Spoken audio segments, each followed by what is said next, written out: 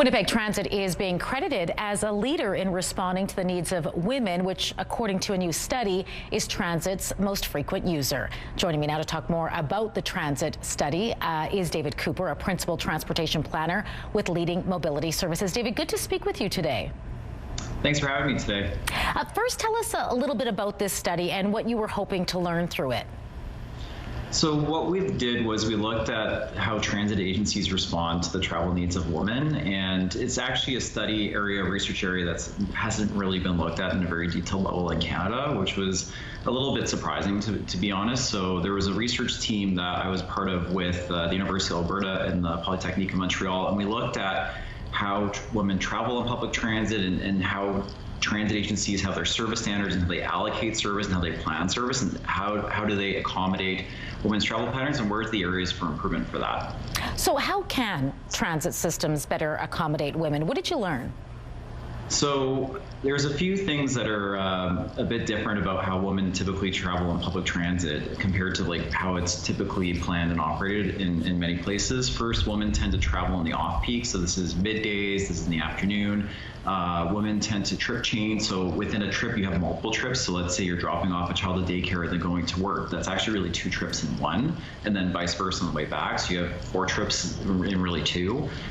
Trips tend to be more localized, they'd be more short distance, and they're also a higher frequency of trips. And this is really attributed to the multiple roles women have in the household in terms of caregiving, in terms of employment, in terms of heading to school and other commitments with family and friends. So there's just different travel patterns than we typically see.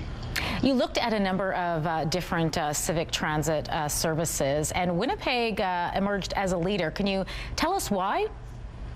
So what Winnipeg Transit is doing is Winnipeg actually has a pretty decent high frequency system in many parts of the city. If you go on public transit through most parts of the day, if you go down Portage Avenue, if you go down Osborne, you go down Pembina, you go down the Southwest Transitway, there's a high frequency of service that provides a lot of flexibility for trip needs throughout the day, which is definitely quite unique in the Winnipeg context. Winnipeg just finished a transit master plan, really mapping out how the system will evolve over the next 25 and 30 years. And there's a significant investment that the city wants to put towards a frequent transit network to really connect more parts of the city. So this is areas like more direct frequent services down to Transcona or Henderson and other points across the city, and just having that significant uplift in service to provide that flexibility is huge. And the other thing with Winnipeg that's just very different is that out of the 18 transit agencies we assessed, which was all the major ones in Canada, only 2 in the country actually have the ability to collect gender-based data, and Winnipeg is one of them through the PAYGO card. The only other transit agency that can do that is Gatineau, Quebec,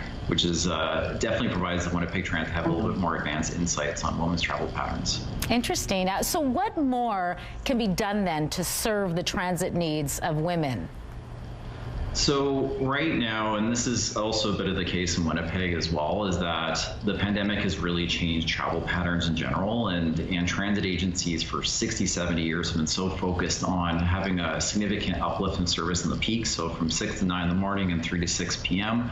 And there's this ability, because the ridership and travel patterns have changed on transit, to reallocate some of that service to make it better throughout the day, which would increase the attractiveness of the service for women, but also just makes transit better for everyone. And we're starting to see that, especially in our medium-sized cities, and Winnipeg is definitely on that path to do that. Fascinating study. David, thanks so much for sharing your insight into it with us today. Thanks for having me today. We'll be right back.